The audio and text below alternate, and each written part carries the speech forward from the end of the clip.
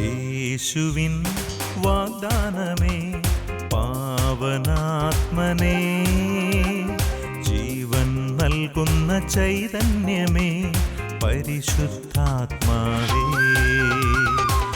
യേശുവിൻ വാഗ്ദാനമേ പാവനാത്മനേ, ജീവൻ നൽകുന്ന ചൈതന്യമേ പരിശുദ്ധാത്മാവേ. ആത്മാവേ എന്നിൽ നിറയണമേ, ആത്മാവേ എന്നിൽ നിറയണമേ, അഭിഷേകത്തിൻ നിറവായി മാറ്റണമേ, അഭിഷേകത്തിൻ നിറവായി മാറ്റണമേ.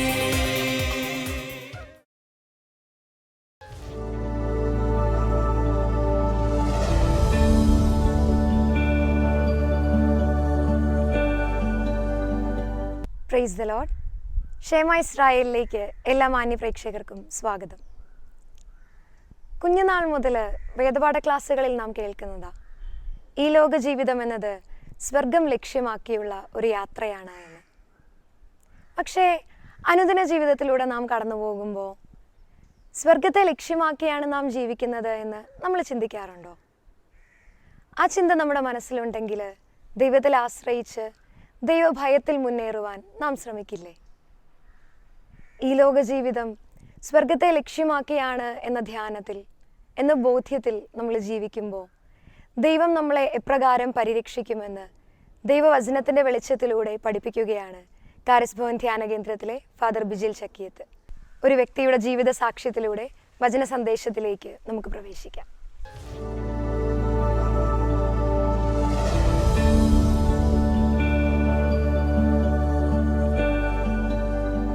പേര് ആനി, വീട് കൈപ്പുഴ. എൻ്റെ സഹോദരന് വേണ്ടിയിട്ടാണ് ഞാൻ സാക്ഷ്യം പറയുന്നത്.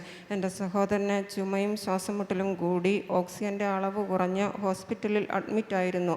പെട്ടെന്ന് തന്നെ ഞാൻ കാരീസ് ഭവനിൽ സാക്ഷ്യപ്പെടുത്തിയേക്കാമെന്ന് നേർന്ന് പ്രാർത്ഥിച്ചതിൻ്റെ ഫലമായി പെട്ടെന്ന് അമൃത ഹോസ്പിറ്റലിലേക്ക് കൊണ്ടുപോവുകയും 1 മണിക്കൂറിനകം ഓക്സിജൻ്റെ അളവ് കൂടുകയും ചെയ്തു. യേശുവേ നന്ദി, യേശുവേ സ്തുതി.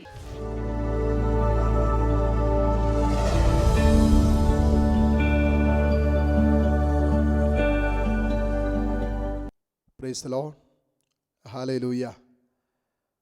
ഈ വരുന്ന നിമിഷങ്ങളിൽ കർത്താവിൻ്റെ വചനം അനേകം വ്യക്തികളിലേക്കും കുടുംബങ്ങളിലേക്കും ജീവിതത്തിൽ തകർന്നു പോയ അവസ്ഥകളിലൂടെ കടന്നു പോകുന്ന എല്ലാ മക്കളിലേക്കും പരിശുദ്ധാത്മാവിൻ്റെ സ്വരമായിട്ട് ദൈവസ്വരം മാറുകയാണ്.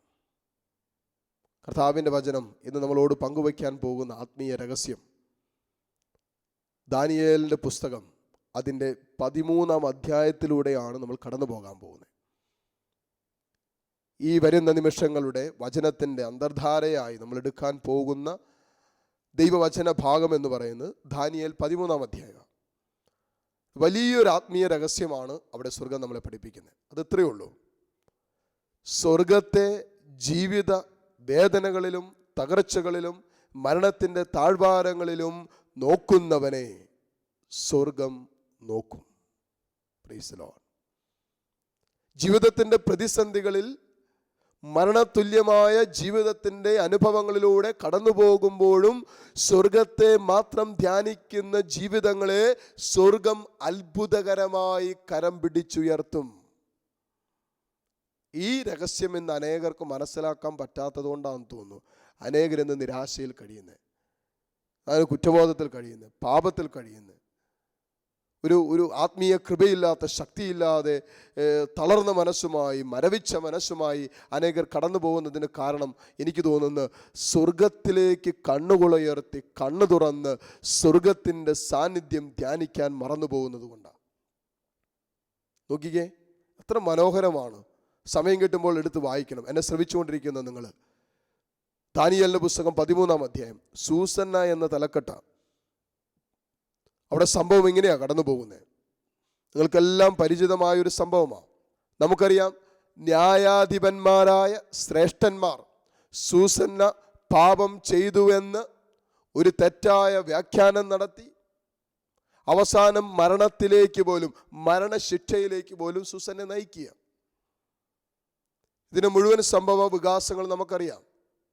ചെയ്യാത്ത തെറ്റിന് സൂസന്ന വിമർശിക്കപ്പെടുന്നു, കുറ്റം ആരോപിക്കപ്പെടുന്നു, മരണത്തിനായിട്ട് വിധിക്കപ്പെടുന്നു.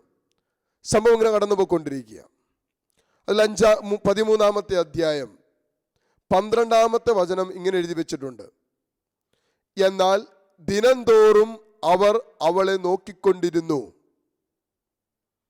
ദിനംതോറും അവർ അവളെ നോക്കിക്കൊണ്ടിരുന്നു. അപ്പോൾ ഇവളുമായി പാപം ചെയ്യാനുള്ള ഒരു സാഹചര്യത്തിന് വേണ്ടി തിന്മ രണ്ടുപേരെ നിരന്തരം പ്രേരിപ്പിച്ചുകൊണ്ടിരിക്കുന്നുണ്ടായിരുന്നു. ആ പ്രേരണയ്ക്ക് വശംവദരായാണ് ഈ സൂസന്ന എന്ന് വിളിക്കപ്പെടുന്ന, വിശുദ്ധ ജീവിതം നയിക്കുന്ന, ദൈവഭയമുള്ള, ദൈവഭക്തിയുള്ള, ദൈവത്തെ മാനിക്കുന്ന, ദൈവിക കാര്യങ്ങൾ തൽപരരായിരിക്കുന്ന ഈ മകളെ പാപത്തിന് പ്രേരിപ്പിക്കുന്നതും പാപം ചെയ്യാൻ കൂട്ടാക്കാതെ വന്നപ്പോൾ അവൾ പറയുന്നൊരു കാര്യമുണ്ട്. ഇവരിതിനു വേണ്ടി പ്രേരിപ്പിച്ചപ്പോൾ അവരിങ്ങനെ പറഞ്ഞാ പ്രേരിപ്പിക്കുന്നത്. 13:20: ഇതാ ഉദ്യാന കവാടങ്ങൾ അടച്ചിട്ടിരിക്കുന്നു, ആരും നമ്മെ കാണുന്നില്ല, ഞങ്ങൾ നിന്നെ സ്നേഹിക്കുന്നു, അതുകൊണ്ട് നീ മടി കൂടാതെ ഞങ്ങളോടൊത്ത് ശയിക്കുക. നമ്മൾ വല്ലവരായിരുന്നു ഇത് കേൾക്കുന്നതെങ്കിൽ എന്തായിരിക്കും സംഭവിക്കുന്നത്? ആലോചിച്ച് നോക്കിയേ. എന്തെല്ലാം ഓഫറാ കൊടുക്കുന്നത് നോക്കിയല്ലേ. ചില ഓഫറുകളൊക്കെ കാണുമ്പോൾ നമ്മൾ പോലും ഓടിച്ചെല്ലാറുണ്ട്. ഒരു 2 എണ്ണം എടുത്താൽ 1 എണ്ണം ഫ്രീ, 3 എണ്ണം എടുത്താൽ 2 എണ്ണം ഫ്രീ എന്നൊക്കെ കേട്ട് അപ്പോൾ ഓടും. വിലക്കുറവ്, Onam special, discount rate, flat rate എന്നൊക്കെ കേട്ട് നമ്മൾ ഭയങ്കര ആവേശം ഓടും. ഇതുപോലെ കുറേ ഡിസ്കൗണ്ടുകളും കുറേ ആനുകൂല്യങ്ങളും ഒക്കെ ഇവർ കൊടുക്കുക, പിശാച് അവരിലൂടെ കൊടുക്കുക. നോക്കി അവർ പറഞ്ഞു, നോക്കി ഇതാ ഉദ്യാന കവാടങ്ങൾ അടച്ചിട്ടിരിക്കുന്നു എന്ന് പറഞ്ഞ മോളെ, നീയും ഞങ്ങളും മാത്രമേ ഉള്ളൂ. ഉദ്യാന കവാടം മുഴുവൻ അടച്ചിട്ടിരിക്കുക. വേറെ ആരും കാണുന്നില്ലെന്നേ, നീ ഒന്നുകൊണ്ട് ഭയപ്പെടണ്ടെന്നേ, നീ ഒന്നുകൊണ്ട് പേടിക്കണ്ടെന്നേ, ചുമ്മാ ഒന്ന് സമ്മതിക്കുന്നേ, വേറെ ആരും കാണുന്നില്ലെന്നേ. അല്ലേ? നമ്മളൊക്കെ പലപ്പോഴും പലതും ചെയ്യാത്തതിന് കാരണം പലരും കാണുന്നുള്ളൂ എന്നൊരു ചിന്തയുണ്ടാ. അല്ലേ? ചിലരൊക്കെ പള്ളിയിൽ പോകുന്നത്, കുമ്പസാരിക്കുന്നത്, വിശുദ്ധ കുർബാന സ്വീകരിക്കുന്നത് ഒക്കെ ചിലപ്പോഴെങ്കിലും മറ്റുള്ളവർ എന്നാ വിചാരിക്കും, മറ്റുള്ളവർ എന്ത് മനസ്സിലാക്കും, അയ്യോ അവർ ശ്രദ്ധിക്കുന്നുണ്ടല്ലോ എന്ന് ചിന്തിച്ചിട്ട് ചിലവർ പാപത്തിലും പോലും വിശുദ്ധ കുർബാന സ്വീകരിക്കുന്നവരില്ലേ? സ്വന്തം നാശത്തെ വിളിച്ചു വരുത്തുന്നവർ, വചനം പറയുന്നത് പോലെ ഇല്ലേ? അപ്പൊ ആരും കാണാത്തൊരു സിറ്റുവേഷന്റെ നടുവിൽ ഞാനും നിങ്ങളും എന്താണ് നമ്മുടെ സ്വകാര്യ ജീവിതത്തിന്റെ വിശുദ്ധി എന്താണെന്നുള്ളതാണ് സ്വർഗം കണ്ടുകൊണ്ടിരിക്കുന്നത്. അതാർക്കറിയാം? സൂസന്നയ്ക്കറിയാം. കണ്ടോ, ഇങ്ങനെ ഒരു ലോകത്തിന്റെ ഓഫർ കൊടുത്തപ്പോ, ഒരു ലൗകിക സൗകര്യങ്ങളൊക്കെ കൊടുത്തപ്പോ, ലൗകികതയ്ക്കും ജഡികതയ്ക്കും പാപത്തിനും വേണ്ടി സകല സാധ്യതകളും ഇവരൊരുക്കി കൊടുത്തപ്പോ, ഇതാ ഉദ്യാന കവാടങ്ങൾ അടച്ചിട്ടിരിക്കുന്നു, ആരും നമ്മളെ കാണുന്നില്ല എന്ന് പറഞ്ഞപ്പോഴും ഇവളിലുള്ള പരിശുദ്ധാത്മാവ് ഈ മകളുടെ അടുത്ത് പറഞ്ഞു കാണും, സൂസന്ന, ഇത് സ്വർഗം കാണുന്നുണ്ട്. സൂസന്ന, നീ സ്വർഗത്തെ ധ്യാനിക്കേണ്ടവളാ. സൂസന്ന, നീ സ്വർഗത്തെ ധ്യാനിക്കേണ്ടവളാ. ഈ ബോധ്യം ഇവളുടെ തലയ്ക്കകത്ത് കിടന്ന് അടിക്കുന്നുണ്ടായിരുന്നിരിക്കണം. അവൾ ആ സമയത്തും സ്വർഗത്തെ ധ്യാനിച്ചു കൊണ്ടിരിക്കുക. അവൾ ആ സമയത്തും സ്വർഗത്തെ ധ്യാനിക്കുക. നോക്കിക്കേ, എന്നിട്ട് വീണ്ടും അവർ കൂട്ടിച്ചേർക്കുന്നു, ഞങ്ങൾ നിന്നെ സ്നേഹിക്കുന്നു. എന്തൊരു വാക്കാ അതല്ലേ? എന്ത് ബലമുള്ള വാക്കാ. ഞാൻ നിന്നെ സ്നേഹിക്കുന്നു, ഞങ്ങൾ നിന്നെ സ്നേഹിക്കുന്നു അല്ലേ? ഈ ഒരു വാക്ക് കേൾക്കാൻ പറ്റാതെ പോയത് കൊണ്ട് തകർന്നു പോയിരിക്കുന്ന എത്രയോ കുടുംബ ബന്ധങ്ങളുണ്ട്. മനസ്സ് തളർന്നിരിക്കുന്ന എത്രയോ കുടുംബങ്ങളും മക്കളും ജീവിത പങ്കാളിയൊക്കെ ഉണ്ട്. ഞാൻ നിന്നെ സ്നേഹിക്കുന്നു എന്ന് പറയാത്തത് കൊണ്ട്. ഇതിനൊക്കെ പിശുക്ക് കാണിക്കുന്നവരുണ്ടെന്നേ. പിശാചി കാര്യത്തിനൊന്നും ഒരു പിശുക്കുമില്ല. കണ്ടോ, പിശാച് എല്ലാവരെയും നോക്കിയിട്ട് പറയാം, എനിക്ക് നിന്നെ എന്നാ ഇഷ്ടമാ, നീ എൻ്റെ കൂടെ പോരുന്നോ, എനിക്ക് നിന്നെ ഭയങ്കര ഇഷ്ടം, നീ എൻ്റെ കൂടെ പോരുന്നോ? നീ അങ്ങോട്ട് പോരേന്നേ, നിന്നെ ഇഷ്ടപ്പെടുന്ന ഒത്തിരി പേര് അവിടെ ഉണ്ടെന്നേ. ദേ അവിടെ ഇരുന്ന് വെള്ളം അടിക്കുന്നത്, ദേ അവിടെ ഇരുന്ന് കഞ്ചാവ് വലിക്കുന്നത്, ദേ അവിടെ കൂട്ടമായിട്ട് പാപം ചെയ്യുന്നു. ഇവർക്കൊക്കെ നിന്നെ ഭയങ്കര സ്നേഹമാണെന്നേ. എനിക്ക് നിന്നോട് എന്ത് സ്നേഹമാണെന്നറിയാവോ അല്ലേ? ചില മോഹന വാഗ്ദാനങ്ങൾ ആദ്യ മാതാപിതാക്കളെ പാപത്തിലേക്ക് നയിക്കാൻ പ്രേരിപ്പിച്ച അതേ ദുരാത്മാവ്, അതേ തിന്മ മോഹന വാഗ്ദാനങ്ങളുമായി സൂസന്നയുടെ മുമ്പിൽ നിൽക്കുകയാ. കണ്ടോ, സൂസന്നയുടെ മുമ്പിൽ നിൽക്കും മോഹന വാഗ്ദാനം. നോക്കിക്കേ, ഞങ്ങൾ നിന്നെ സ്നേഹിക്കുന്നു. സൂസന്ന ഒരു സ്നേഹത്തിന് വേണ്ടി ദാഹിച്ചു കൊണ്ടിരുന്നവളായിരുന്നെങ്കിൽ അപ്പോൾ ആ മകൾ ആ പാപത്തിൽ വീഴുമായിരുന്നു. പക്ഷേ അവളുടെ ജീവിതം സ്വർഗം നോക്കിയുള്ള ധ്യാന വിഷയമായിരുന്നത് കൊണ്ട് സ്വർഗത്തിന്റെ സ്നേഹം ആവോളം അവളുടെ ജീവിതത്തിൽ കുഞ്ഞുനാൾ മുതലേ നെഞ്ചിലേറ്റിയത് കൊണ്ട് ലോകം വെച്ച് നീട്ടിയ ചില സ്നേഹത്തോട് നോ പറയുവാൻ പരിശുദ്ധാത്മാവൾക്ക് ശക്തി കൊടുത്തത് കണ്ടോ. അവര് രണ്ടുപേരോട് പറയുമോ, ഞങ്ങൾ നിന്നെ സ്നേഹിക്കുന്നു. ഉയ്യോ ഭാഗ്യം, ഇതൊന്നും നമ്മളെ നോക്കി ആരും പറയാത്തത്. നമ്മുടെ മുഖത്ത് നോക്കിയാണ് ആരെങ്കിലുമൊക്കെ ഇതുപോലെ പറഞ്ഞിരുന്നെങ്കിൽ അല്ലേ. ഇന്ന് നമുക്കറിയാം ചിലരുടെയൊക്കെ അവസ്ഥ. എൻ്റെ അച്ഛോ, എൻ്റെ അപ്പം പോലും എന്നോട് ഇങ്ങനെ പറഞ്ഞിട്ടില്ല. 10-20-25 വർഷം എന്നെ വളർത്തി വലുതാക്കി എൻ്റെ അമ്മ പോലും എൻ്റെ അടുത്ത് പറഞ്ഞിട്ടില്ല ഞാൻ നിന്നെ സ്നേഹിക്കുന്നുവെന്ന്. പിന്നെ ആരാ മോളെ നിൻ്റെ അടുത്ത് പറഞ്ഞു? ഞാൻ റീചാർജ് ചെയ്യാൻ പോയ കടയിൽ ആ ചേട്ടൻ എൻ്റെ അടുത്ത് പറയുക, മോളെ എനിക്ക് നിന്നെ ഇഷ്ടമാണ്, ഞാൻ നിന്നെ സ്നേഹിക്കുന്നുവെന്ന്. പിന്നെ എന്നാ ചെയ്യാൻ? അതുകൊണ്ട് അച്ഛാ എനിക്കിപ്പോൾ ഈ അവസ്ഥയിലായി, എനിക്കിപ്പോൾ പിരിയാൻ പറ്റുന്നില്ല, ഉപേക്ഷിക്കാൻ പറ്റുന്നില്ല. കണ്ടോ, അപ്പൊ അത്ര ശക്തിമേറിയ ബലമുള്ളൊരു വാക്കാണ് ഇവന്മാർ പറയുന്നത്. പിശാച് അവരുടെ അധരങ്ങളിലേക്ക് കൊടുത്തു വിത്തിട്ട് പറഞ്ഞു, ഒരു ലോകത്തിന്റെ സ്നേഹം ഇതാ കൺമുമ്പിൽ കൊടുത്തിട്ട് പറഞ്ഞു, ഞങ്ങൾ നിന്നെ സ്നേഹിക്കുന്നു. ഇത് ജഡികതയുടെ സ്നേഹമാ, ആത്മാവിന്റെ സ്നേഹമല്ല. ഒരു ജഡത്തിന്റെ സ്നേഹത്തിന്റെ മുമ്പിൽ, ഒരു ജഡികതയുടെ ലോകത്തിന്റെ ലൗകികമായ സ്നേഹം വെച്ച് നീട്ടിയിട്ട് സൂസന്നെ പാപത്തിന് പിശാച് പ്രേരിപ്പിക്കുകയാണ്. അപ്പോൾ എന്നിട്ട് കൂട്ടിച്ചേർക്കുന്നു, നീ മടി കൂടാതെ ഞങ്ങളോടൊത്ത് ശയിക്കുക. ഇവിടെ തിരിക 22-ാമത്തെ വചനം മുതൽ ഇങ്ങനെയും കൂടി എഴുതി കൂട്ടിച്ചേർക്കുന്നു. സൂസന്നെ പറയുക, നോക്കിക്കൊള്ളണം. സൂസന്നെ നെടുവീർപ്പിട്ടുകൊണ്ട് പറഞ്ഞു, എല്ലാ തരത്തിലും ഞാൻ അകപ്പെട്ടു. അല്ലേ, എല്ലാ തരത്തിലും അവൾ അകപ്പെട്ട് കഴിഞ്ഞു. ഇവന്മാർ ഭയങ്കര വില്ലന്മാർ അടുത്ത് നിൽക്കുന്നതെന്ന് മനസ്സിലായി. ഇനി രക്ഷയില്ലാത്തൊരവസ്ഥയാ. ഞാൻ സമ്മതിച്ചാൽ അതെൻ്റെ മരണമാണ്. അല്ലേ, സമ്മതിച്ചാൽ അതെൻ്റെ മരണമാണ്. സമ്മതിച്ചില്ലെങ്കിൽ നിങ്ങളുടെ കയ്യിൽ നിന്ന് രക്ഷപ്പെടുകയില്ല. ഇവരെന്തെങ്കിലും പറയും, ഇവരെന്തെങ്കിലും കള്ളത്തരം പറയും. ഇല്ലേ, നീ അവിടെ ഒരു യുവാവ് വന്നിരുന്നു, അവൻ്റെ കൂടെ ശയിക്കുകയായിരുന്നു എന്നൊക്കെ പറഞ്ഞു വരുന്നു. അവർ കൃത്യമായിട്ട് കാര്യങ്ങളൊക്കെ പറയുന്നുണ്ട്. കണ്ടോ, ഇവൾക്ക് രക്ഷയില്ല. നമ്മൾ പറയില്ലേ, ചെകുത്താനും കടലിനും നടക്കുന്നൊക്കെ പറയും, ഇതുപോലെ നിൽക്കുകയാണ്. ഇസ്രായേൽ ജനം ചെങ്കടലിന്റെ മുമ്പിൽ നിൽക്കുന്ന ഒരനുഭവത്തിലൂടെയാണ് പ്രിയപ്പെട്ടവരെ സൂസന്നയും കടന്നു പോയിക്കൊണ്ടിരിക്കുന്നേ. മുമ്പിൽ ചെങ്കടൽ, പുറകെ ഫറവോയുടെ ജനം മുഴുവനും ആഞ്ഞെടുത്തുകൊണ്ടിരിക്കുക ഇവരെ നശിപ്പിക്കാൻ വേണ്ടിയിട്ട്. ഇതുപോലൊരു ചെങ്കടലിന്റെ മുമ്പിലാ ഇപ്പൊ സൂസന്ന നിൽക്കുന്നേ. അതുകൊണ്ട് സൂസന്ന പറയുന്നേ, എല്ലാ തരത്തിലും ഞാൻ അകപ്പെട്ടു. എന്നിട്ട് 23-ാമത്തെ വചനം, കർത്താവിന്റെ മുമ്പിൽ പാപം ചെയ്യുന്നതിനേക്കാൾ നിങ്ങൾക്ക് വഴങ്ങാതെ നിങ്ങളുടെ പിടിയിൽപ്പെടുന്നതാണ് ഞാൻ ഇഷ്ടപ്പെടുന്നത്. ഉണ്ടോ, കർത്താവിനെതിരെ പാപം ചെയ്യുന്നതിനേക്കാൾ നല്ലതാ. എവിടെ നിന്ന് കിട്ടി ഈ പെണ്ണിന് ഈ തലയ്ക്കകത്ത് ഈ ബോധം? ഇത് സ്വർഗീയ സന്ദേശമാ. കണ്ടോ, ദൈവത്തിനെതിരെ പാപം ചെയ്യുന്നു. അവിടെ പാപം ചെയ്യുന്നത് ഈ ശ്രേഷ്ഠന്മാരുമായിട്ടാ. പക്ഷെ അവള് പറയുന്നു, ആ പാപം ദൈവത്തിനെതിരായിട്ടുള്ള പാപമാണെന്ന് പരിശുദ്ധാത്മാവുകൾക്ക് സന്ദേശം കൊടുത്തത്, അല്ലെങ്കിൽ ആ ജ്ഞാനം കൊടുത്തത്. അവളെപ്പോഴും ദൈവത്തെ നോക്കി നടന്നവളായിരുന്നു. അവളെപ്പോഴും സ്വർഗത്തെ നോക്കി ഒരു ജീവിതം മുഴുവൻ ധ്യാനിച്ചുകൊണ്ട് കടന്നുപോയവളായിരുന്നു. അതുകൊണ്ടാണ് ചെറിയ പാപം പോലും സ്വർഗത്തിനെതിരായ പാപമാണെന്ന്, സ്വർഗത്തിനെതിരായ തിന്മയാണെന്ന്, ദൈവത്തിനെതിരായ പാപമാണെന്ന്, സഹോദരങ്ങളോടും മറ്റുള്ളവരോടും ചെയ്തുകൊണ്ടിരിക്കുന്ന ചെറിയ പാപം പോലും ദൈവത്തിനെതിരായ പാപമാണെന്ന് ഈ മകളുടെ തലയ്ക്കകത്ത് പരിശുദ്ധാത്മാവ് കൊടുത്തിട്ടുണ്ട്. കാരണം ഇവള് സ്വർഗത്തെ ധ്യാനിച്ചുകൊണ്ട് കടന്നുപോയവളാ. എന്നിട്ട് സംഭവിച്ചെന്നാ നോക്കിക്കേ, തുറന്നു വരുമ്പോൾ 35-ാമത്തെ വചനത്തിൽ നമ്മൾ ഇങ്ങനെ കാണുന്നുണ്ട്. അവിടെയാണ് ആ മനോഹരമായ കാര്യം എഴുതി വെച്ചിരിക്കുന്നത്. ഇതൊക്കെ സംഭവിച്ചു കൊണ്ടിരിക്കുന്നു. അവളെ മരണത്തിന് വിധിക്കുന്ന സിറ്റുവേഷനിൽ നിൽക്കുന്നു. ഇവർ കുറ്റം വിധിക്കുന്നു. പാപത്തിന് വഴങ്ങാതിരുന്നു കഴിഞ്ഞപ്പോൾ അവർ അവരുടേതായ പ്രവർത്തികൾ ചെയ്യുന്നു. അവൾക്കെതിരെ കള്ളസാക്ഷ്യം പറയുന്നു. അവസാനം അവൾ കരഞ്ഞുകൊണ്ട് സ്വർഗത്തിലേക്ക് ദൃഷ്ടികൾ ഉയർത്തി അവൾ കർത്താവിൽ ആശ്രയിച്ചു.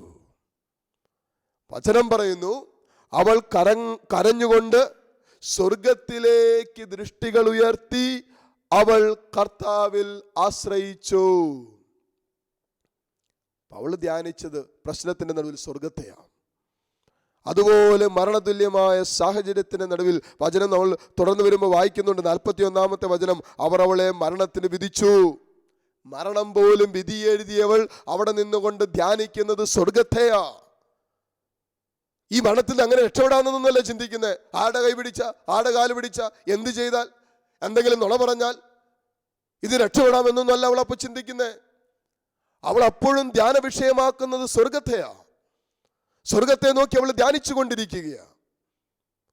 ആ സ്വർഗത്തിലേക്ക് കണ്ണുകൾ ഉയർത്തിക്കൊണ്ട് കരഞ്ഞുകൊണ്ട് വചനം പറയുന്നു, അവൾ ദൈവത്തിൽ ആശ്രയിച്ചു. കണ്ടോ പ്രിയപ്പെട്ടവരെ, എന്നെ ശ്രവിക്കുന്ന അനേകരും ഈ കൂട്ടായ്മയിൽ ഇരിപ്പുണ്ടാകാം. ഒരു പക്ഷെ എന്നെ ശ്രവിക്കുന്നുണ്ടാകാം. മരണതുല്യമായ ജീവിതത്തിന്റെ അവസ്ഥകളിലൂടെയും അനുഭവങ്ങളിലൂടെയും കടന്നു പോകുന്നവരുണ്ടാകാം. ഇനി രക്ഷയില്ല എന്ന് ചിന്തിക്കുന്നവരുണ്ടാകാം. ആരും കാണുന്നില്ലല്ലോ എന്നോർത്ത് വേദനിക്കുന്നവരുണ്ടാകാം. മനസ്സുമെടുത്ത് മരവിച്ചിരിക്കുന്നവരുണ്ടാകാം. മരണം വിധിയെഴുതിയ ജീവിതത്തിന്റെ നടുവിൽ നിന്നും നീ ഒരു നിമിഷം കണ്ണുയർത്തി ദൈവത്തിൽ ആശ്രയിച്ച് സ്വർഗത്തെ ഒന്ന് ധ്യാനിച്ചു നോക്കിയേ. സ്വർഗം നിന്റെ ജീവിതത്തിൽ ഇടപെടാനുള്ള പുതിയ സാധ്യതകൾ നിനക്ക് വേണ്ടി ഒരുക്കും. തുറന്നു വരുമ്പോൾ വചനം കൂട്ടിച്ചേർക്കുന്നു. നോക്കിക്കേ, 42-ാമത്തെ വചനം, സൂസന്ന അത്യുച്ചത്തിൽ നിലവിളിച്ചുകൊണ്ട് പറഞ്ഞു, നിത്യനായ ദൈവമേ, രഹസ്യങ്ങൾ വിവേചിക്കുന്നവനെ, വസ്തുക്കൾ ഉണ്ടാകുന്നതിന് മുമ്പ് തന്നെ അവയെല്ലാം അറിയുന്നവനെ, ഇവർ എനിക്കെതിരെ കള്ളസാക്ഷ്യം പറഞ്ഞുവെന്ന് അങ്ങ് അറിയുന്നുവല്ലോ. ഞാനിതാ മരിക്കാൻ പോകുന്നു, എങ്കിലും എനിക്കെതിരെ ദുഷ്ടതയോടെ ആരോപിച്ച കാര്യങ്ങളിലൊന്നും ഞാൻ ചെയ്തിട്ടില്ല. കർത്താവ് അവളുടെ നിലവിളി കേട്ടു. വചനം പറയുന്നു, കർത്താവ് അവളുടെ നിലവിളി കേട്ടു. സ്വർഗം അവളുടെ നിലവിളി കേട്ടു. കാരണം ഒരു ജീവിത ആയുസ് മുഴുവനും സ്വർഗത്തെ നോക്കി ധ്യാനിച്ചുകൊണ്ടാണ് സൂസന്ന കടന്നുപോയത്. അവിടെ അവസാന നിമിഷം സ്വർഗം അവളുടെ നിലവിളി കേട്ടു. മരണത്തിലേക്ക് നയിക്കപ്പെട്ടുകൊണ്ടിരിക്കുക, മരിക്കാൻ നിമിഷങ്ങൾ ബാക്കിയുള്ളപ്പോൾ സ്വർഗം ചെയ്ത് എന്നാന്നറിയാവോ? 45-ാമത്തെ വചനം, അവൾ കൊലക്കളത്തിലേക്ക് നയിക്കപ്പെടുമ്പോൾ ദാനിയേൽ എന്ന് പേരുള്ള ഒരു ബാലന്റെ പരിശുദ്ധമായ ആത്മാവിനെ കർത്താവ് ഉണർത്തി. അവൻ ഉച്ചത്തിൽ വിളിച്ചു പറഞ്ഞു, ഇവളുടെ രക്തത്തിൽ എനിക്കു പങ്കില്ല. കണ്ടോ, നമ്മൾ വിചാരിക്കുന്നത് പോലെയല്ലെന്നേ ദൈവം ഇടപെടുന്നേ. നമ്മൾ പ്രതീക്ഷിക്കുന്നിടത്ത് നിന്നായിരിക്കണമെന്നല്ലേ നമുക്ക് ഹെൽപ്പ് കിട്ടാൻ പോകുന്നേ. പക്ഷെ ദൈവത്തിന്റെ പദ്ധതികൾ നമുക്ക് ചിന്തിക്കാവുന്നതിനപ്പുറമാണ്. അതുകൊണ്ടാണ് വചനം പഠിപ്പിക്കുന്നത്, അതുകൊണ്ടാണ് വചനത്തിൽ എഴുതി വെച്ചിരിക്കുന്നത്, അവൾ കർത്താവിനെ വിളിച്ച് അത്യുച്ചത്തിൽ പ്രാർത്ഥിച്ചപ്പോൾ ദാനിയേൽ എന്ന പിഞ്ചുബാലന്റെ പരിശുദ്ധമായ ആത്മാവിനെ സ്വർഗമുണർത്തിയിട്ട് ഈ പിഞ്ചുബാലൻ വിളിച്ചു പറയുകയാണ്, ഈ രക്തത്തിൽ എനിക്ക് പങ്കില്ല. പിന്നെ ഉണ്ടായ സംഭവം മുഴുവൻ നമുക്കറിയാം. ഈ പിഞ്ചുബാലൻ ഇവർ രണ്ടുപേരും തെറ്റാണെന്ന് മനസ്സിലാക്കി കൊടുക്കുന്നു ജനത്തിന്. എന്നിട്ട് സൂസന്ന രക്ഷപ്പെടുന്നു. കണ്ടോ, ജീവിതം മുഴുവനും സ്വർഗത്തെ നോക്കി ധ്യാനിക്കാൻ പഠിച്ചാൽ ജീവിതത്തിൻ്റെ പ്രതിസന്ധികളിലും പ്രതികൂലങ്ങളിലും ഈ കൊച്ചു ജീവിതത്തിൽ അനേകം തകർച്ചകളും നൊമ്പരങ്ങളും പ്രയാസങ്ങളും പ്രതിസന്ധികളും ജീവിതത്തിൽ ആഞ്ഞടിക്കുമ്പോൾ അലട്ടുമ്പോൾ പാറമേൽ പണിത ഭവനം പോലെ പിടിച്ചു നിൽക്കണമെങ്കിൽ സ്വർഗത്തെ നോക്കാൻ, കർത്താവിൻ്റെ മുഖം നോക്കി അവനിൽ ആശ്രയിച്ച് അവനെ ധ്യാനിക്കാൻ ഈ ജീവിതത്തിൽ പഠിച്ചാൽ മതി.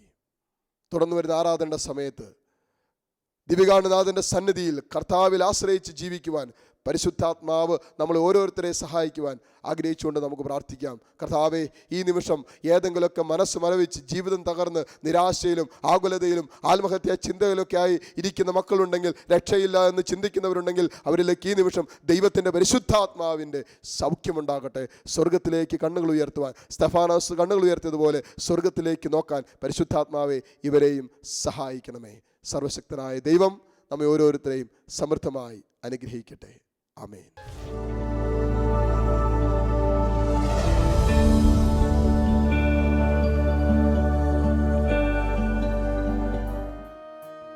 ആരാധന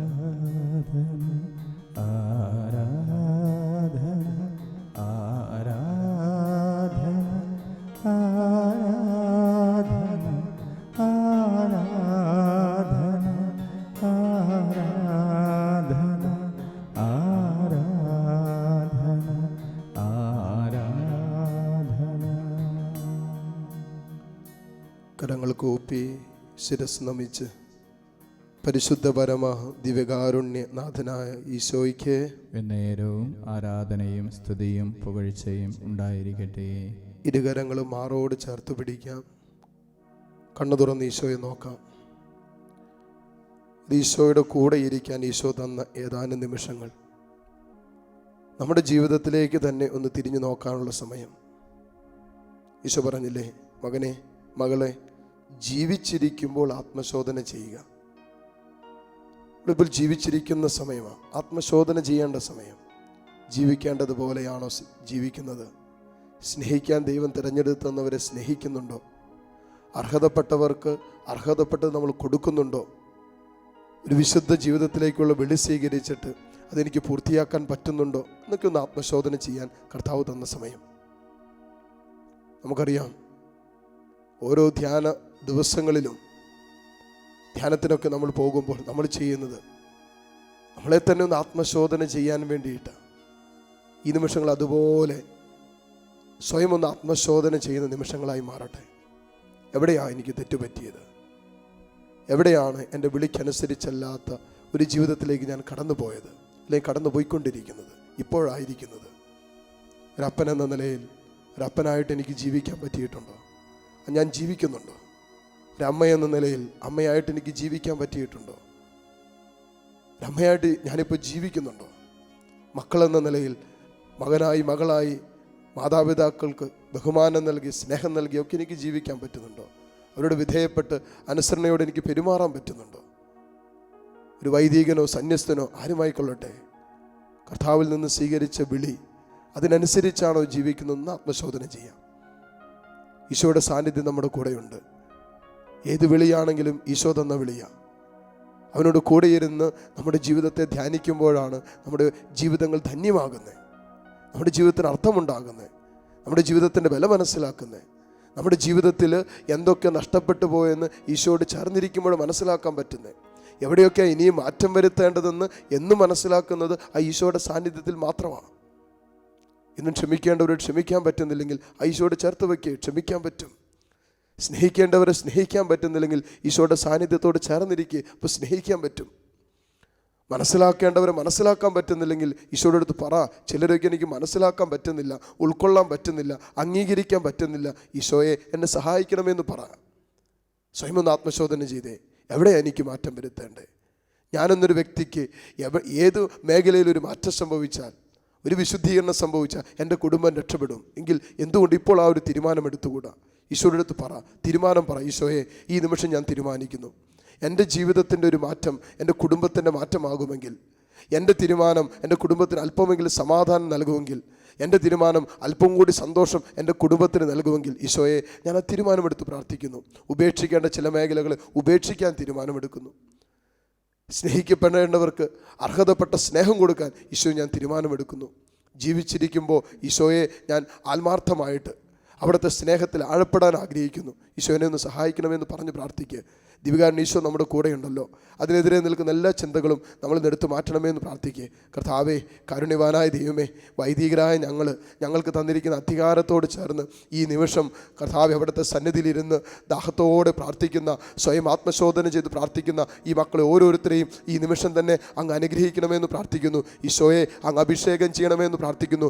തീരുമാനമെടുക്കുന്ന മക്കളിലേക്ക് ഈ നിമിഷം തന്നെ പരിശുദ്ധാത്മാവിൻ്റെ ശക്തി അങ്ങ് ഒഴുക്കണമെന്ന് പ്രാർത്ഥിക്കുന്നു. ഈശോയെ ജീവിതത്തിൻ്റെ വില മനസ്സിലാക്കാൻ, ഈ കൊച്ചു ജീവിതത്തിന് വിളിയറിഞ്ഞ് ജീവിക്കുവാൻ, ഈശോയെ ഒരു വിശുദ്ധ ജീവിതം നയിക്കുവാൻ ഞങ്ങൾ ഓരോരുത്തരെയും പരിശുദ്ധാത്മാവെ സഹായിക്കണമേ. അതിനെതിരെ നിൽക്കുന്ന എല്ലാ തിന്മയുടെ ശക്തികളും, ഞാനെന്നുള്ള ഭാവങ്ങൾ, അഹങ്കാര ചിന്തകൾ, കുടുംബ ബന്ധങ്ങളെ തകർക്കുന്ന സ്വാർത്ഥതകൾ എല്ലാം യേശുവിൻ്റെ നാമത്തിൽ തന്നെ മാറിപ്പോകട്ടെ എന്ന് കൽപ്പിക്കുന്നു. യേശുവിൻ്റെ രക്തത്താൽ തന്നെ അഴിയട്ടെ എന്ന് പ്രാർത്ഥിക്കുന്നു.